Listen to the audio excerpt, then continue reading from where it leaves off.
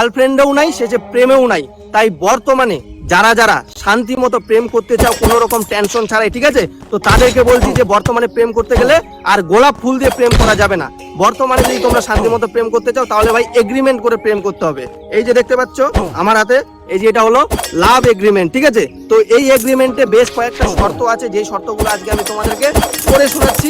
এই শর্ত মেনে যে তোমাকে প্রপোজাল দিবে, এই শর্ত মেনে যে তোমার সাথে প্রেম করবে, তাহলেই তুমি শান্তিতে প্রেম করতে পারবা। তো তোমাদেরকে আমি বলছি, তোমরা শোনো। তো প্রথম শর্ত হলো, ঝগড়া হলে কল বা হোয়াটসঅ্যাপে ব্লক করা যাবে না, আর যে ব্লক করবে তাকে 500 টাকা জরিমানা দিতে হবে।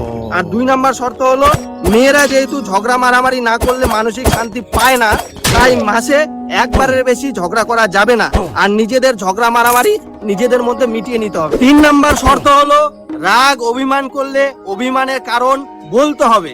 জানি না, বলবো না, কিছু হয়নি, কারণ ছাড়া মুখ গোমরা করে থাকা যাবে না। কারণ বয়ফ্রেন্ড গুলো মানুষ, ভগবান না যে তোমাদের মনের কথা বুঝতে পারবে।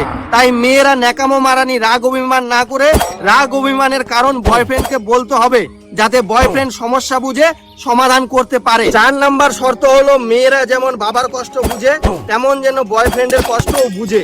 বয়ফ্রেন্ডের ইনকামের উপর ভিত্তি করে কোনো কিছু বায়না বা আবদার করতে হবে। 5 নাম্বার শর্ত হলো, মেয়েদের চোখের জলের কোনো ব্রেক নাই, কারণ ছাড়াই তাদের চোখ থেকে জল বের হয়ে যায়। তাই রিলেশনশিপে থাকাকালীন মেয়েদের কথায় কথায় কান্না করা যাবে না, কারণ মেয়েদের মিথ্যা ছলনাময়ী কান্নার মায়ায় পড়ে অনেক ছেলের জীবন বরবাদ হয়ে গেছে। তাই ছেলেরা নকল কান্না হইতে সাবধান।